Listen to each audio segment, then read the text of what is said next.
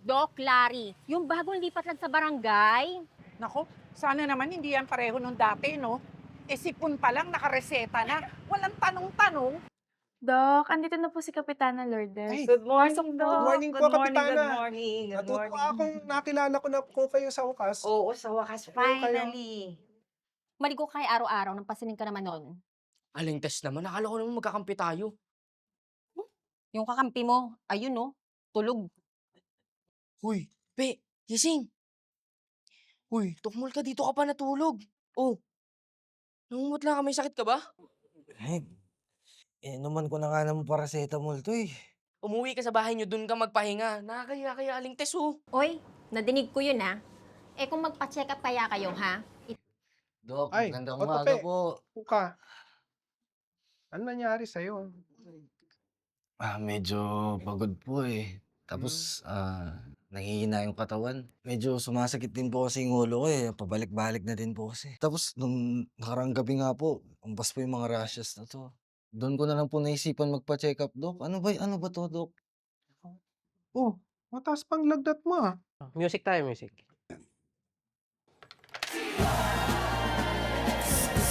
Doktor, nung panahon namin, wala yan. Kunting diskarte lang. Tubig, pahinga, at saka lagundi. Ang tanong lang naman ha, may maaasahan ba tayo sa bagong doktor na yan? Kaya nga ako nandito para kilalanin ng bagong doktor. Bango nito sa Kapitana mo.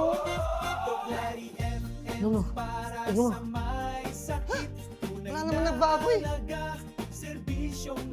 Morning, Miss Gracia. Aling vacant pa dun, no? Gusto kasing kumain ng Madumi, isa eh. madumi.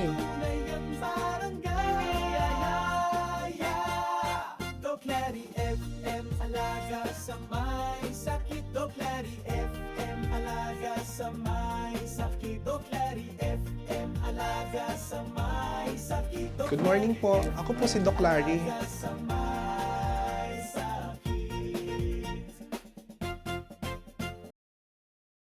Dok. Tope, tuloy. Magandang Tuloy. umaga po. Eto na po pala yung results. Yan natin. Ka muna. Sabi ko na eh. Mild dengue nga. Alam mo ba kung saan mo nakuha ito? Sa atin lang to, Dok, ha? Nakakahiya kasi. Pero nung nakaraang araw, nung gabi, rumoronda kasi ako. Tapos, siyempre, napadaan ako sa talyer ni Mang Rodel. Hmm. Nagayang uminom ng konti lang. Shot lang kami doon. Posibleng Tapos, doon mo nakuha ito. doon po kami napatambay ng mga kasama ko. Pero shot lang kami, mabilis, Dok. Kasi yung mga vectors ng dengue, usually naninirahan sa mga lumang gulong, stagnant waters at open drum. Hindi mo agad mararamdaman ito, pero kasi meron itong incubation period. Mabuti nga maaga ka nagpatingin eh.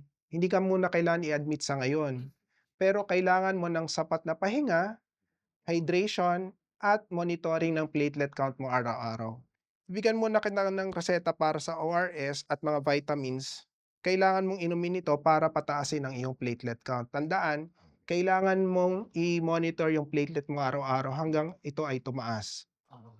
Eto Tope, paggawa mo to ha, at inumin mo Ang every dami day. naman nun, Dok. Sige po, uwi na rin po ako.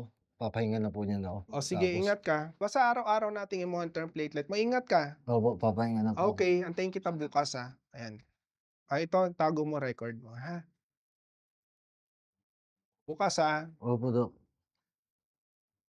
Doc, 5 po yung dumating ngayong araw eh. 3 may lagnat at saka isang may pantal. Isa't kalahating araw na daw po silang nilalagnat. Hindi na to basta isolated case lang. 2 na ang confirmed cases ng dengue at dumadami pang may lagnat. Gusto niyo po bang ipa-report ko na? Oo, kailangan natin kuha ng weekly case summary report at makipag-coordinate sa barangay para makagawa tayo ng community cleanup and information drive. Sige po, Doc. Tatawagan ko po si Sige. Kapitana. Okay.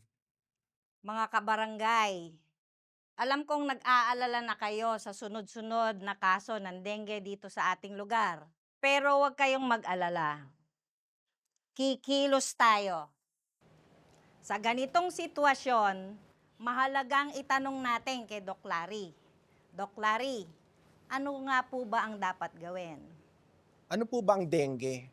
Ang dengue ay isang sakit na isasalin sa napamigatan ng kagat ng isang infected na lamok na Aedes aegypti. Ito ay isang day-biting mosquito. So, ito po ay pwedeng maisalin bata man o matanda at lahat tayo ay pwedeng napuan nito. So, ang tanong, paano po natin masusugpo ang pinagmumugaran ng lamok na ito? Una, search and destroy.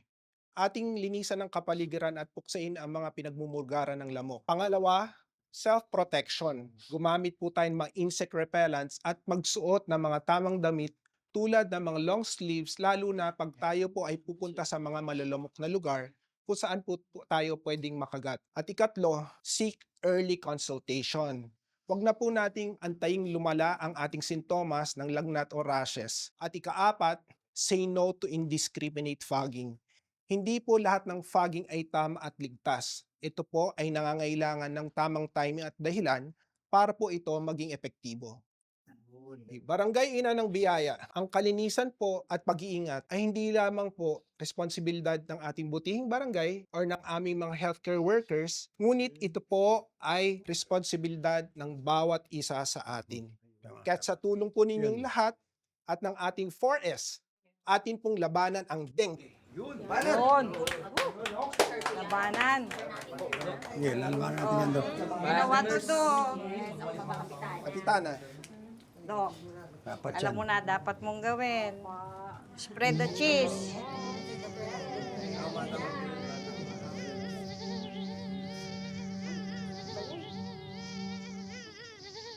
Ayun.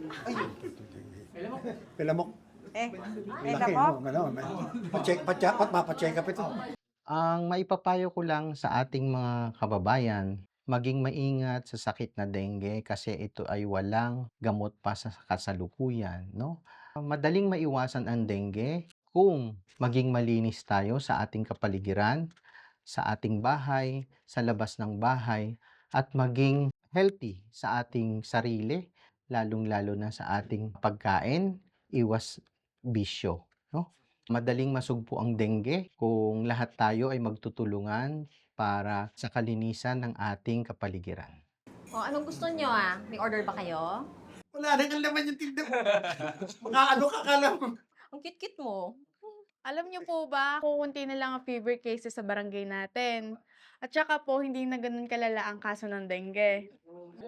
Alam mo, kaya bilib ako dyan kay Doc, eh, lalo na kay Nurse Gracia. Galing eh, no? Galing eh, no? Bumabanat ka pa eh. Banatan kita dyan eh. Pero, bilib nga talaga ako kay Doc. Isipin mo yun, no? Hindi niya ako pinabayaan hanggang sa gumaling ako. O, kita niyo ngayon, no? Buhay na buhay pa ako. Pakayaba.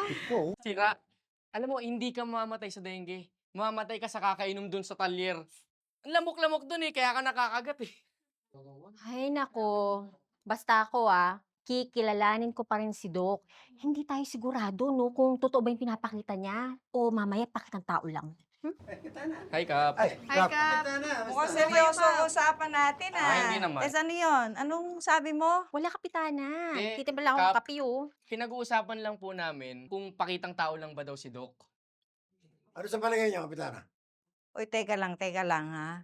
Di naman dapat na pagdudahan natin si Doc. Ito sa totoo lang ha. Alam yan ni Nurse. Kundi dahil kay Doc Larry. Hindi na pugsa agad ditong kaso ng dengue dito sa lugar natin. Sa mabilis niyang action, sumakses itong operation dengue natin. Marami kayong sinasabi. Oh, si Doc. Doc, Ayun, Doc, Doc. Doc. ay magandang gabi Doc. po. Nakastorbo po ata ako sa Ay, usapan hindi. ninyo. Ay, Hindi, Doc. Pinag-uusapan lang po namin yung mga magagandang balita tungkol sa'yo. Lahat ng maganda. Ganun ba? Maganda? Oo, Adamay. Doc, dito ka na kumain ha.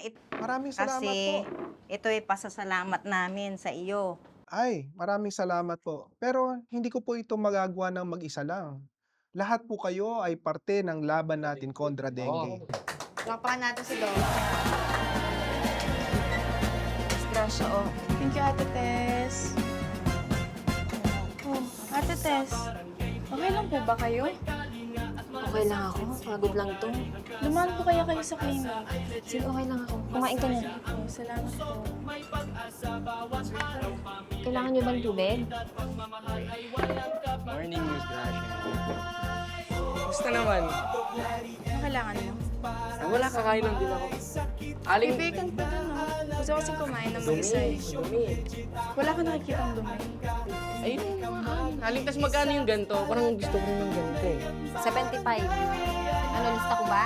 Sabaw na lang, kakanin, tres. Kaya ka na naman eman eh.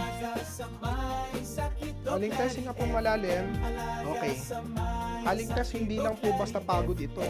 Inaatake po kayo ng hika. Wala naman po akong asma. Sa ang barangay, ina ng biyaya ay laging may pag-asa. Idol kita, Dok!